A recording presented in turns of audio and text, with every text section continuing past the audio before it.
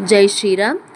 దసరా శుభాకాంక్షలు అందరికీ. దసరా రోజున జమ్మి చెట్టును పూజించి జమ్మి ఆకులను పెద్దలకు పంచి ఆశీర్వాదం తీసుకోవడం సంప్రదాయంగా కొనసాగుతోంది.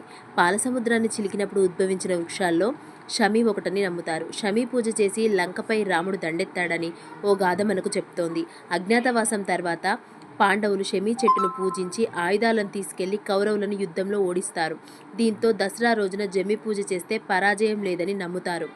జమ్మి ఆకులను ఇచ్చి చదివే మంత్రం షమి శమయతే పాపం షమి శత్రు వినాశనం, అర్జునస్య ధనుర్ధారి రామస్య ప్రియదర్శనం. అలాగే సాయంత్రం పూట పాలపిట్టను దసరా రోజున చూస్తే మంచిదంటారు.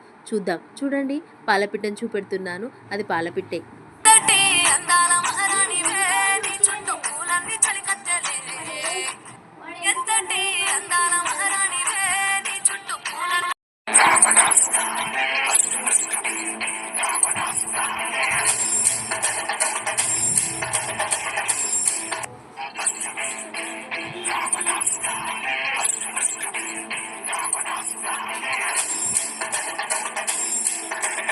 ఇది మా తెలంగాణలో జరుపుకునే దసరా పండుగ.